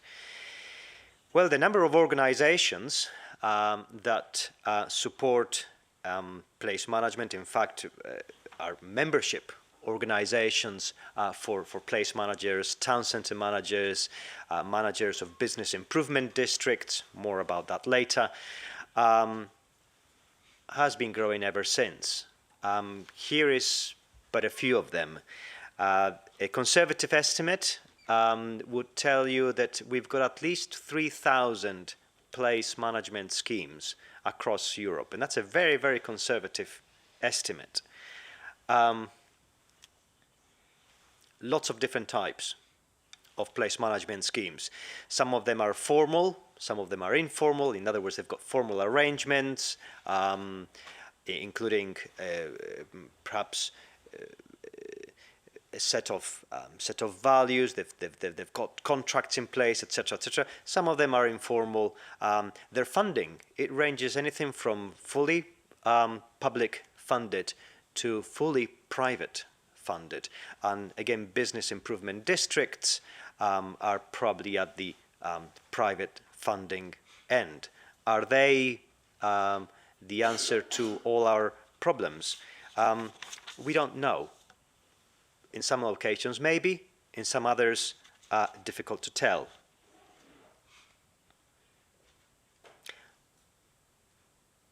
But let me ask you something. Well, if in spite of this diversity of different place management schemes across Europe, something is still not working, town centres are still declining, what is it that what is it that these people do in their time? And we asked that question with the help of of European funding that came to. If I may have the next slide, please. Now this was the European Lifelong Learning program and the Association of Town and City Management. At the time, I worked for them directly, and we asked place managers from different European countries, what takes up most of your time? And the answers were really quite astounding. And you see here again the diversity of place management schemes and the diversity of perhaps focus across different countries beginning to come in. Also, who pays for the town centre management? Who pays for the place the place management? Is it private funding or is it public funding? For instance, Czech Republic. Well, in the Czech Republic, tourism was key. And not surprisingly, engaging with visitors was very important to them. And they devoted a lot of resources into that. In Poland, it was engaging with local residents. That was important to them. However, look at the UK. In the UK, it was the evening economy and the management of that evening economy.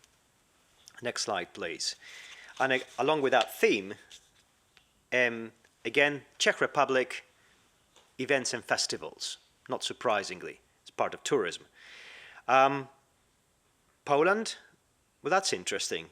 engaging with NGOs and social enterprises that dealt with activities around the town centre. And in the UK, engaging with local businesses. Now, you may say, okay, so what? And it's a question we often ask ourselves in academia, so what? Well, let's move on to markets. Markets are probably, or could be argued as the reason why town centres exist historically. It's probably a bit of a chicken and egg situation. I'm not going to side with the chicken or the egg. But if you look at ancient Greece, the agora, in that agora, the market was the centerpiece, very much so.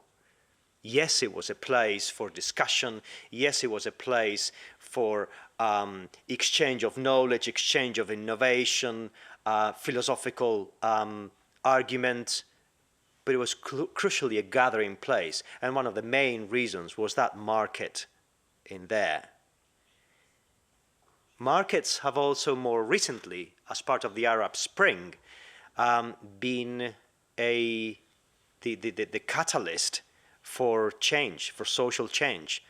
And I don't think I need to remind people that the Arab Spring actually started in Tunisia with a market trader setting himself on fire. His name was Mohamed Bouazizi. Now,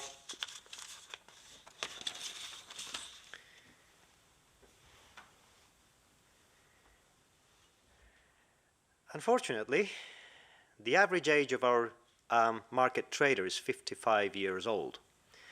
So you may think, well, not much has changed since the ancient agora. We're still ancient. So the question is here, well, how do we engage the younger generations, not just to buy in the market, but to be part of that success, to be part of that revitalization, to be part of that market? And there's lots of very successful initiatives, including NMTF's Young Traders Market. But there's also what we're trying to do as part of the Go Trade project in terms of using these markets, as has been alluded earlier on, as test beds for enterprise, test beds for innovation, test beds, the same test bed that the original Agora was. And that's the Go Trade project in a single sentence, if you will. Now, to do that, we've drawn from knowledge in town centre performance, tourism and retail, entrepreneurship, and markets. That's the research that we've largely drawn from, both practitioner and academic, for this project, and for the survey that I'm going to start honing in on. As I mentioned earlier on, and I think my colleagues alluded to that too, markets do not live in isolation. They live as part of the larger ecosystem. So it makes no sense to do a survey that affects the market only, that affects a survey with market traders only. You've got to survey their visitors as well, their customers as well. You've got to ask them questions not just about the market, but I think if there's a lesson learned from the Gravesend case study, was certainly the fact that the area around the market is also important. As important as the market itself, the access to that market. The town centre, if the town centre is not welcoming, if the town centre is not, if the host of that market physically is not an exciting place to go, we can't expect the market to do miracles. So on to, after surveying 4,000 people, and what is largely, and I think we can claim the largest survey ever in transnational level in Europe of market traders and visitors to markets, we got lots of data. And the next slide, I think, will will show you some of the reasons why people will avoid traditional markets. I'm not going to go through every single one of those, as you can imagine, but we're sitting on a gold mine of data. We're actually more interested, I mean, we were interested in why people will not go to a market. That's absolutely fine. But we were actually probably more interested in why people go to the market, what do they value about it, how do they value the area around it, the town center, etc., etc. So moving on to the next slide, and apologies for the quality of the font there. I'm not going to go through those. What I'd like to convey to you is that we actually used over 45 different factors that we tested on visitors to the market, on market traders, on local shops, and on people visiting the town center without any intention of actually visiting the market. And if I may hone in on a few issues that were quite salient, that were quite important, the next slide will give us a glimpse into what I'd like to share with you. And that's the fact that if you ask them, well, you know, what is it that this market is best at? Yeah, what is it that it's doing really well on? And that's where the highest ratings column is. So it offers good opening hours, it offers safety and security, good level of satisfaction, ease of visitors to move around. There's a slight problem with that, folks. You can do that in a supermarket. I can move around easily in the supermarket. A supermarket is safe, it's secure, it's got great opening hours, and so on and so forth. That is not going to differentiate our markets. That is not going to make our markets compete with the larger retailers. Okay?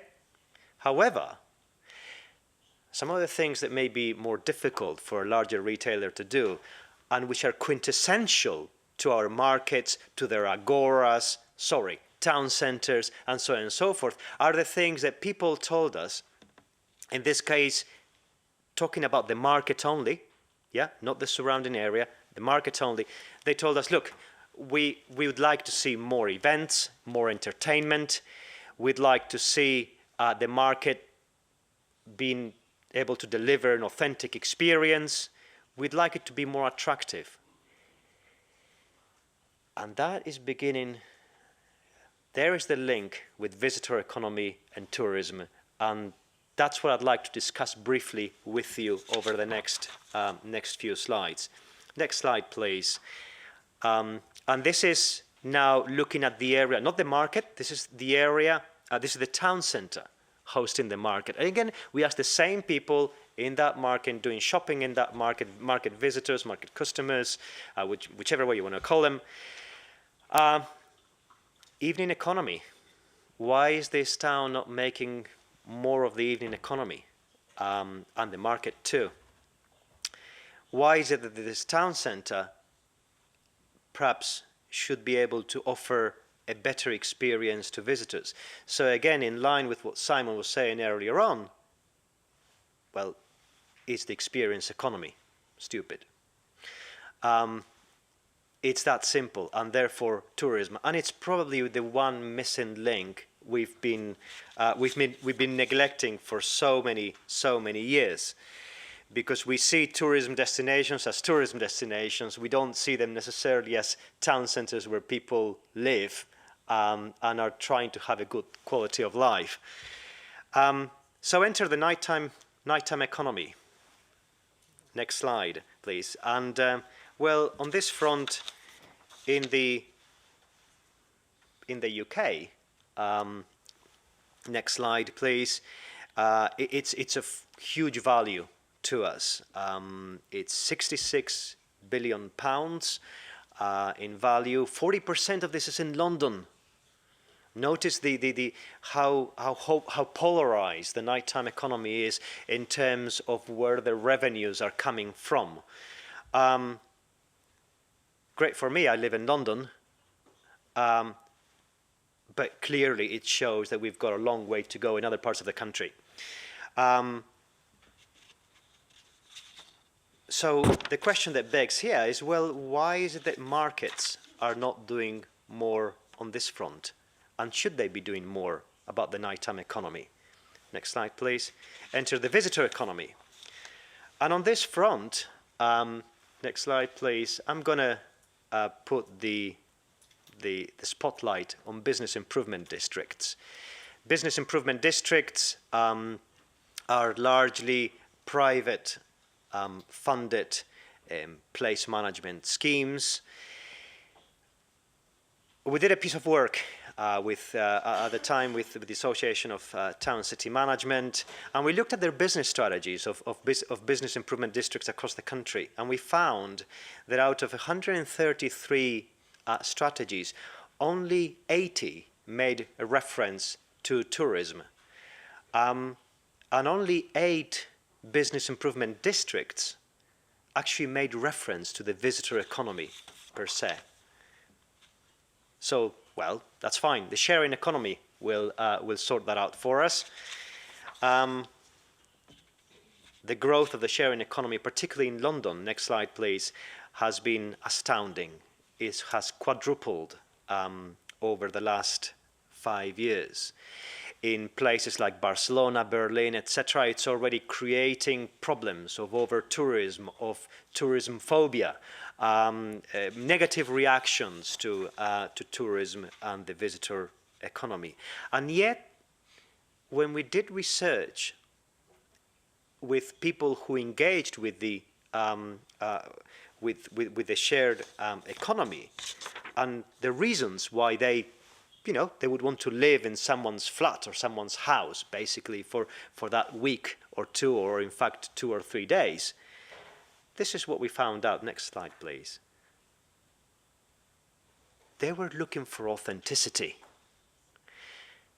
I find this quote absolutely amazing. And once again, you've got the source of the quote in that research paper there published in an academic journal. Airbnb, in this particular case, the study was about Airbnb customers. Airbnb provides an authentic experience because the houses are more likely to represent the personality of the hosts and the city. Great. Fantastic. So why is it then that when I go to the town centre, it's like I've entered a personality vacuum? Yeah? Why? Because I've got the same brands everywhere, and because the historical personality of that town centre has almost been stripped. Why? Oh, because we wanted to compete with so-and-so, with this other town centre. We benchmarked ourselves against it. Yes, you've become clones of it. Well done. Congratulations. So, my parting shot with this presentation is a piece of work that we did with the support of UK government. At the time it was the Department for Business Innovation and Skills. Here is the report. You've got it available online if you want to download it as part of the resources for this session. You've also got a report, a wider report on some of the interim findings of the survey on GoTrade. But let me go back to this report, okay? Because this piece of work, which was done with the Association of Town City Management and UK government funding, the argument made there was that towns and cities and town centres need to find their personality and stick to it. And by that we meant, next slide please, we meant strategic positioning. Don't be a me too. Serve your community, decide who you want to serve. Is it your community or is it visitors? Do you want to be a global celebrity Oxford Street and be focused mainly on visitors? Or do you want to be near where I live, Deptford in London, really ethnic the ethnically diverse community, serving primarily the community. Because you know that you're never going to be able to compete with Oxford Street, and because you know that most of the people coming to your area are going to be local, at the bottom of the typology, not global visitors, as in the case of Oxford Street. So my question here is, closing the circle, should markets be doing the same? Because all the research that we are gathering through this project points to exactly the same solution and in exactly the same direction. Next time, please. Thank you very much.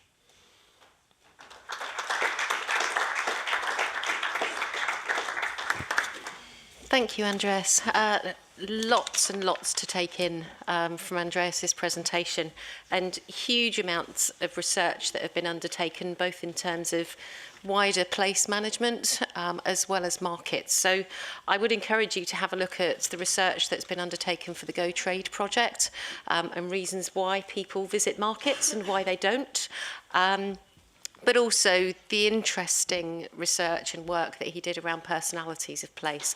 And I think that takes us back to the sense of place and what it means for local people, etc.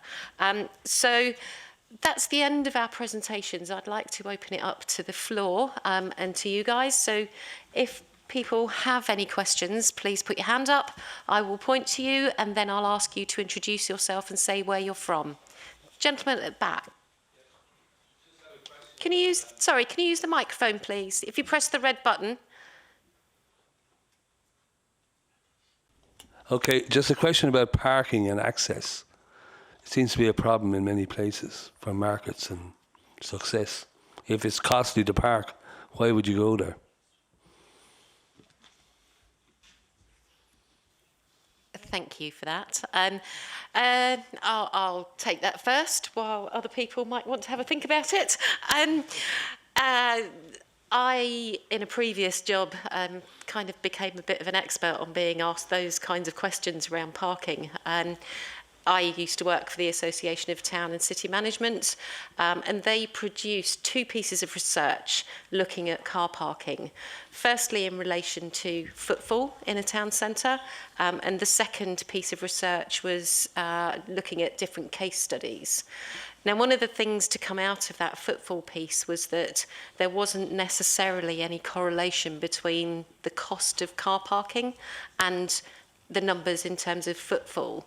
What people tended to look at was the value that they got from their shopping trip. And I can relate this to my own location where I live, and I won't mention it for fear of shaming them that they have high parking charges. If I go to the town centre and go to a particular car park, which is quite expensive, if I manage to get what I want on that shopping trip, I feel fairly satisfied and don't mind paying the parking fee. If I come away not having satisfied my reasons for the visit, then I might feel a bit more aggrieved about how much I'll have to pay. But one thing that we also should remember is that parking costs somebody something. The provision of car parking costs local authorities, whether that be on-street parking or whether it be the parking provider. So there is a cost to somebody along the line. So if you're providing free parking to a customer, somebody somewhere else is having to pay for it. So that's kind of my view on parking. Does anybody else on the panel want to throw something in? No? I think you may also want to consider alternatives. One of the, yes, parking came out as an important issue in our survey, and not as important clearly as others, because it wasn't on that table that I shared with you there.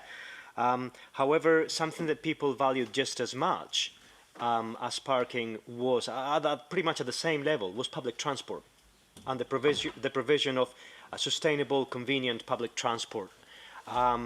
In one of the, particularly in France for some reason, maybe in the UK we didn't dare say it, but it was amenities and actually recreational areas around the market that again were very, very valued. So here's my question back to you. What would you rather have? A recreational area near the market where you can go with your family and perhaps see the kids enjoying themselves, or turn that into a car park? I don't have the answer. The only thing that I'd add as well is that sometimes in town centres there are validation schemes. So you may be able to take your ticket and get it stamped with a local retailer, and you get a certain number of stamps and they'll give you a coffee according to the number of times you park. So there are a number of ways to combat the perceptions of high parking charges, if you like. I hope that's helped. Lovely lady at the back there. If you could just say where you're from and who you are, please. Hello, good afternoon. My name is Carolyn Reid. I'm the Programme Manager for the French Channel England programme, and I would just like to congratulate the Go Trade project on the work that you are doing. I'd like to just point out that actually in our strategy we do make reference to growing the visitor economy. I'm pleased to report that. We also invest in projects that make our communities a better place to live, work and visit. And I think we can see today from what we've heard that Go Trade is really helping to achieve that and puts that sense of place and community at the heart of what it's doing. I think what the project has highlighted is the value of cooperating locally and also across borders. So my question is, are there any wider benefits that have come out of the project that you didn't anticipate in the beginning when you set up the project? Thank you for that. And thank you for the kind words about the project. We're really pleased that you feel it's going well. Anybody on the panel like to talk about some of the wider benefits that they've received by working on the project? Go on, Scott. Lovely, thank you. I think for us, I think it's actually been very helpful as part of our wider Basildon Town Centre Master Plan. So we're looking at that differently and much more about community engagement. I think we've learnt here, as I said briefly earlier, the engagement we've now had with market traders probably wouldn't have been there before. Actually, we're in a different attitude, and I do think the question earlier around people want to work together. This is about, for me, the collaboration has been probably a better learning for us than expected to start the project. So for me, I think that's probably the best thing, and community involvement. And Gavin, would you like to go now? Thanks. Just building on what Scott said. So I wasn't the leader of the council last year. I was before, but if I'm honest, I probably, thinking about our town centre master plan a couple of years ago, probably wouldn't have factored in a market, and probably would have put it on the scrap heap really as one of the things that would go as part of what we do as we look to build the new generation.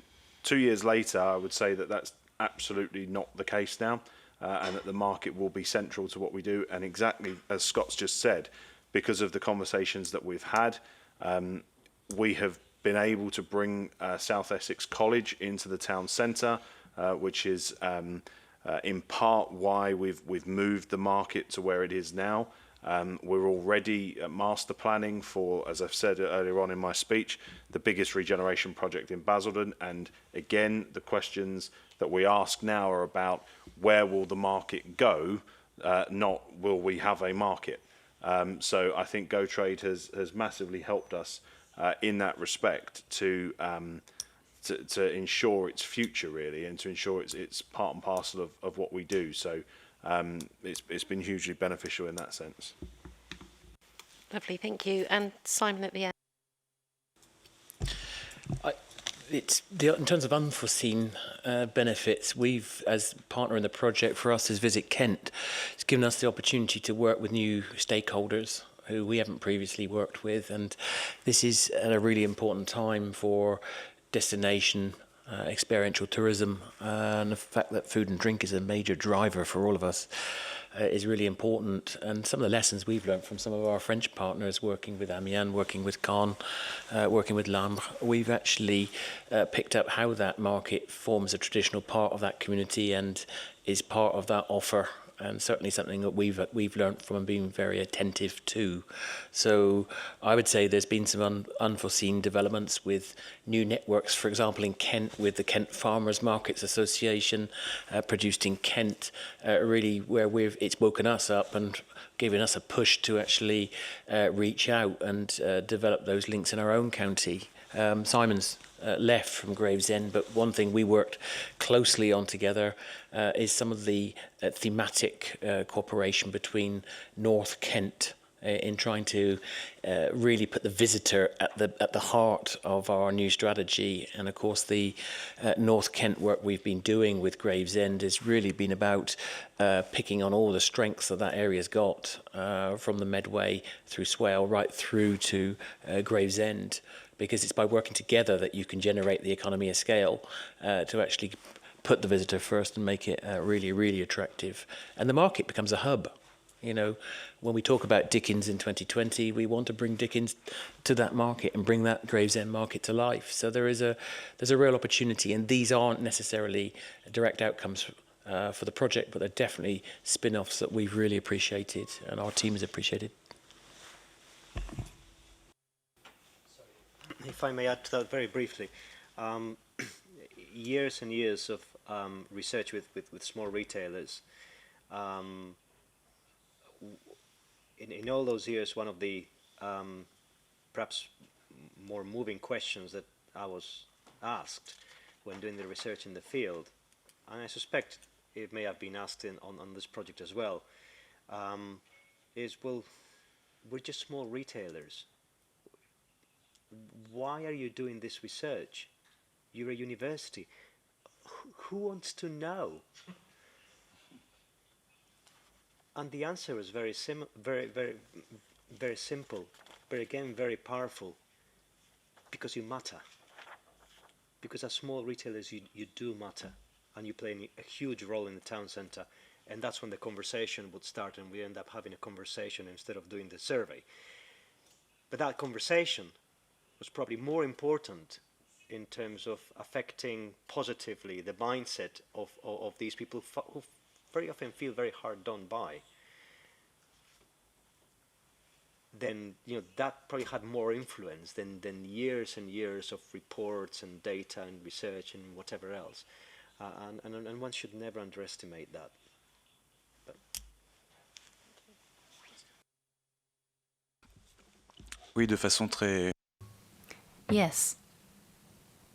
So just to give you time to put your headphones on, says the speaker. To be very down to earth about it. GoTrade has certainly influenced the actions taken in the town of Lambre, in the sense that, as Andres has said, the traders had not always had their voice heard, but now they have. So GoTrade has really allowed us to make the market traders' voices heard and to sort of improve the conditions under which they were working. For example, electricity was often a little bit makeshift.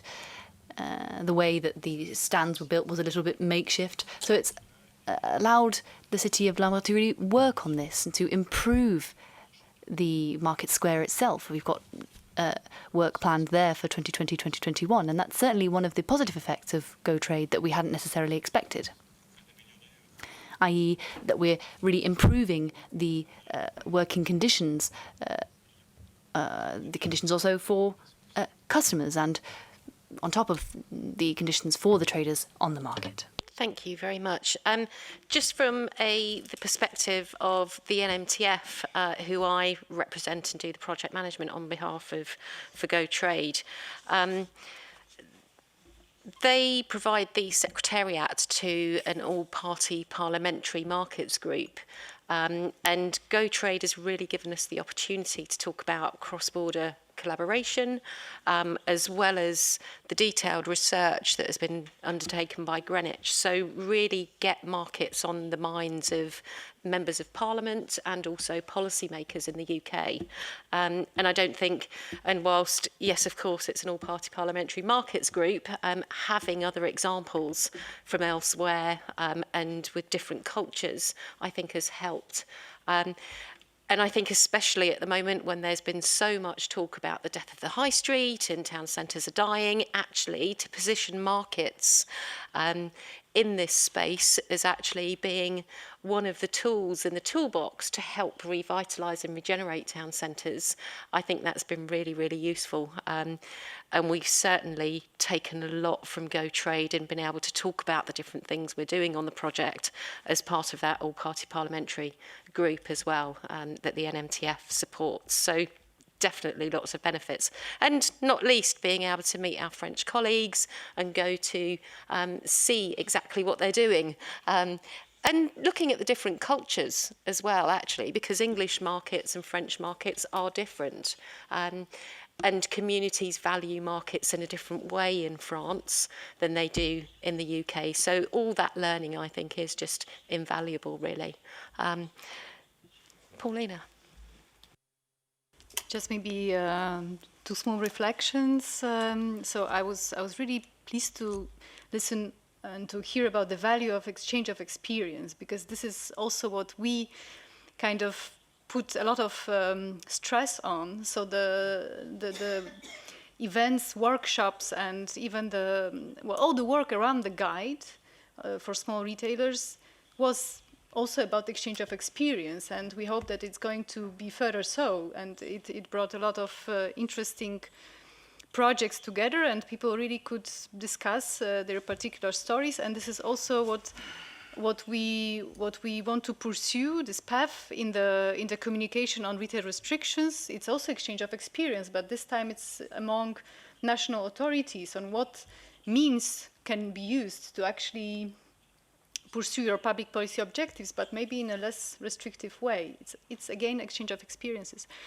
And another thing that I found really striking and very important also for our work is this importance of holistic approach to vitality of town centers, because what we sometimes encounter is an approach that focuses on restricting retail elsewhere to protect the town center, whereas we would believe that it's the other way around. So actually you need to look at the town center in a holistic way, improving this visitor economy, tourism, cultural offer, and not through restricting something somewhere else. So I was really pleased to hear these conclusions of yours.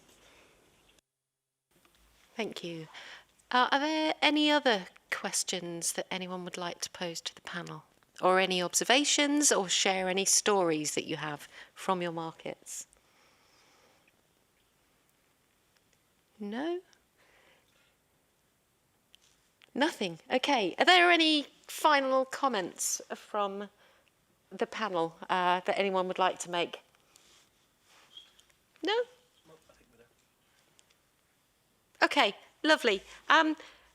So that's it for the workshop. So that just leaves me to really thank all our speakers and panel members for participating and sharing their stories. Thank you to you for attending. I'd also just like to say that we are, as the Go Trade stand, in the Agora Village on AG12. A12. So please do come along and talk to us, and we can tell you more about the project. And just about how you might get involved in the future. So thank you very much indeed for attending, and we hope to see you later. Thank you.